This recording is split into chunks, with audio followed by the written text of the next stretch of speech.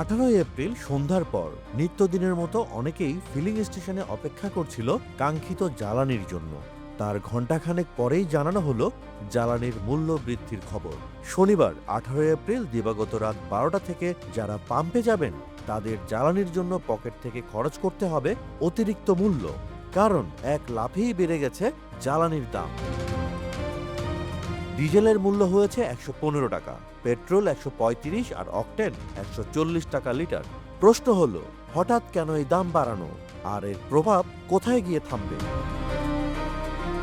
18 April শনিবার দিবাগত রাতে বিদ্যুৎ, জ্বালানি ও খনিজ সম্পদ বিভাগের এক সংবাদ বিজ্ঞপ্তিতে এই নতুন দামের বিষয়ে জানানো হয়েছে।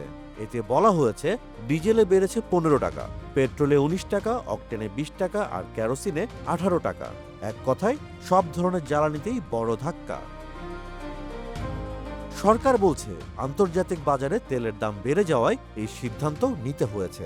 বিশেষ করে হরমুজ প্রণালী নিয়ে চলমান টালমাটাল পরিস্থিতিতে বিশ্ববাজারে তেলের সরবরাহে ধাক্কা লাগে। তেলের দাম $70-75 থেকে বেড়ে দাঁড়ায় প্রায় $116 ব্যারেল প্রতি।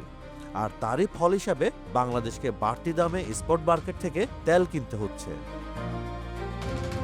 শুধু মার্চ মাসে রাষ্ট্রায়ত্ত বাংলাদেশ পেট্রোলিয়াম কর্পোরেশন বিপিসি 10টি চালান আনতে অতিরিক্ত খরচ করেছে প্রায় 1200 কোটি টাকা। এর মধ্যেই দেখা গেছে ফিলিং স্টেশনে লম্বা লাইন, জ্বালানি সংকট আর আতঙ্কে মজুত করার প্রবণতা। একই সঙ্গে অনেকের অভিযোগ ছিল দাম বাড়ানোর জন্য সিন্ডিকেটের দিকেও। সংশ্লিষ্টরা বলছেন, সরকার আগে দাম বাড়াতে চায়নি, কারণ ডিজেলের দাম বাড়লেই ভাড়া বাড়বে, পণ্যের দাম বাড়বে আর বাড়বে মুদ্রাস্ফীতি। কিন্তু ভর্তুকির চাপ এতটাই বেড়ে যায় যে শেষ পর্যন্ত এই মূল্যবৃদ্ধির সিদ্ধান্ত নিতেই হলো। ফলে এর বোঝা জনগণের ওপরই পড়বে সরাসরি, কারণ জ্বালানির এই দাম বাড়ার প্রভাবে পরিবহন খরচ বাড়তে পারে, বাজারে পণ্যের দামও বাড়তে পারে, আর তাই সাধারণ মানুষের জীবনযাত্রার খরচে আরও চাপ বাড়বে। অর্থাৎ এই বাড়তি দাম নাগরিকদের প্রতিদিনের খরচেই সরাসরি আঘাত করবে।